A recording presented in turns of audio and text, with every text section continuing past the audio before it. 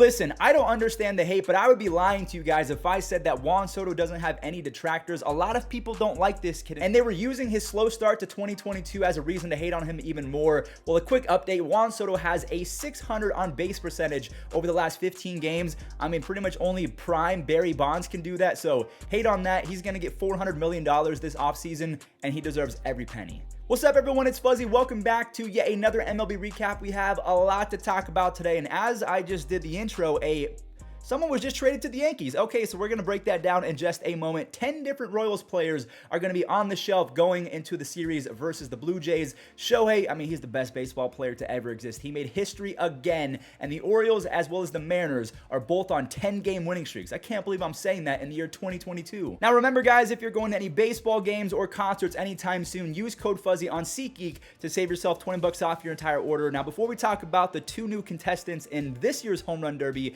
14 years ago today, these swings felt like it happened yesterday. Josh Hamilton became a household name thanks to the 2008 Home Run Derby. Again, 14 years ago on the date. It's just really unfortunate how his career turned out because he could have been one of the greatest ever. Anyways, back to the 2022 Home Run Derby. J-Rod and J-Ram will both be entering, and I'm hoping that Giancarlo Stanton is going to be the last contestant, and I think it's going to happen because Michael Kay, a few days ago, said this randomly on a broadcast. And Michael Kay, he is the broadcaster for the Yankees. Well, you've got Pete Alonso who's going to be in the Home Run Derby, trying for 3 in a row.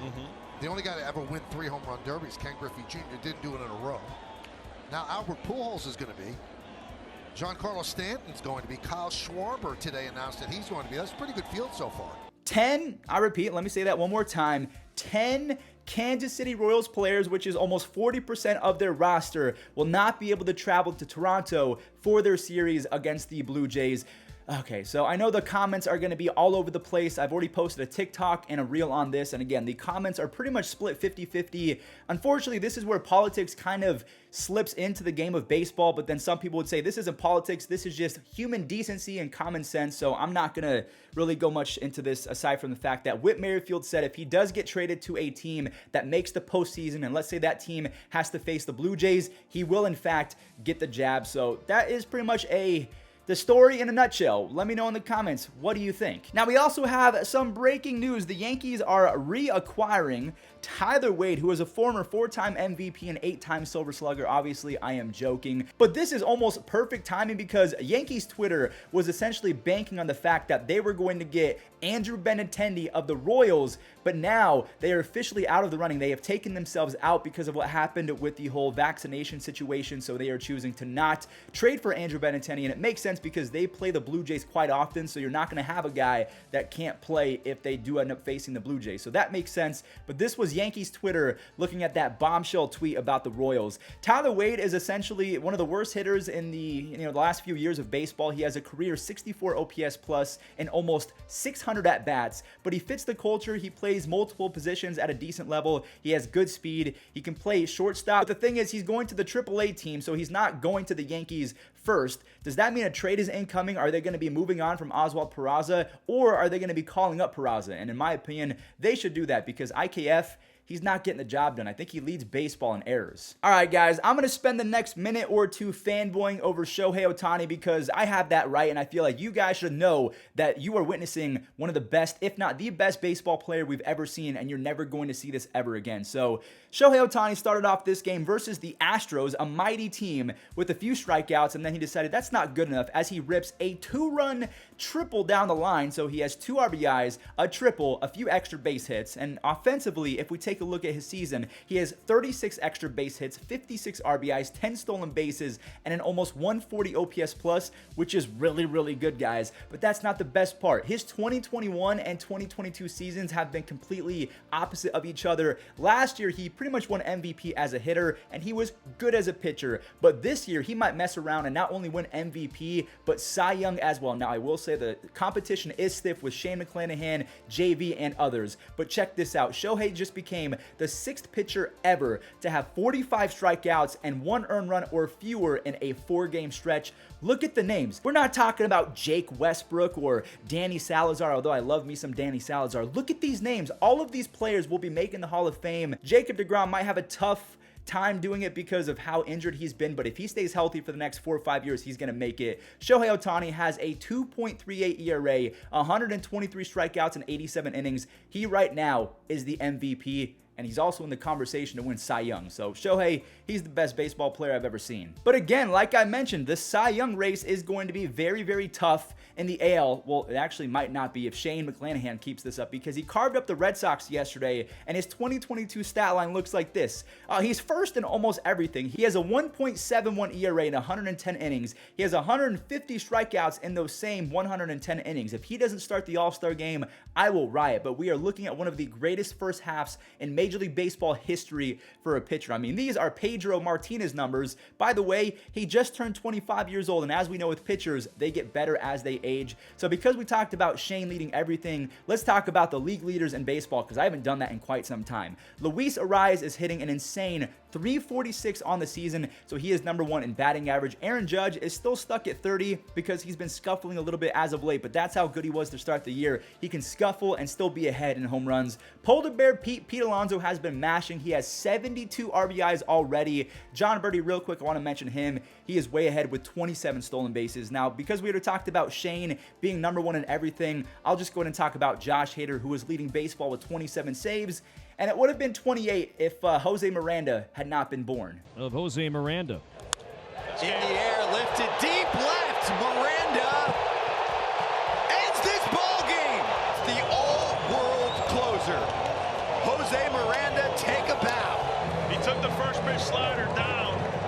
Again, if you had the Orioles winning 10 games in a row on your bingo card before 2022, you are an absolute baseball sleuth, and you should start making big bets on baseball games, because I didn't know that this was going to happen. In the month of July, the Orioles are 15th in team OPS. So offensively, they've been about average, but they're 5th in team ERA. So during their 10-game winning streak, they've had 7 games in which they've won by 2 or fewer runs. So they aren't blowing out really anyone, but because their starting pitching and bullpen has been very good, if not elite this month, yeah, they're pretty much winning every single game if they go into the 5th and the 6th with a lead. And the Mariners, they've been a completely different offense since acquiring Carlos Santana, but it's not just that. There's a whole side of the Mariners that we haven't seen this year that has come out the last 2 weeks. So as a team, they're top 12 in team OPS. They've been a little bit better, like I mentioned with Silos, but they're the number 1 team in terms of ERA as a pitching staff in the month of July. So the Orioles and the Mariners are proving that, yeah, chicks might dig the long ball, but pitching, it's like that one real estate saying, location, location, location. Pitching,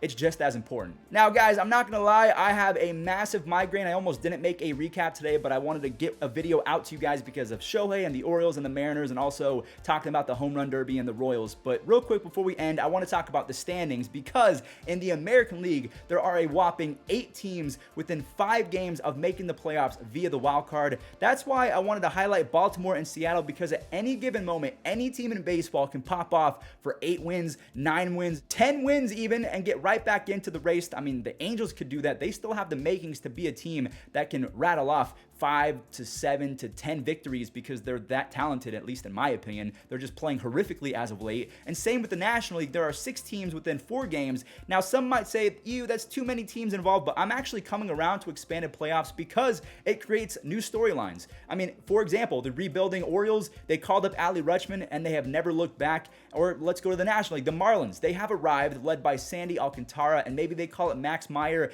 in August, and they make the playoffs. I really like that. All right, everyone, I am going to go take a nap. I'm going to drink a ton of water. I am traveling this weekend to the All-Star game, the Home Run Derby, so I want to be in tip-top shape. So sorry I did not recap every single game from yesterday. Tomorrow should be normal, but thank you guys for understanding, and enjoy the Web Gems. Flying to center.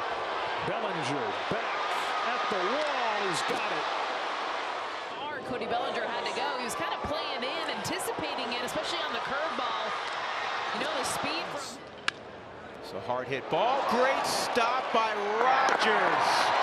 And Grisham is out at first. 107.1 miles an hour.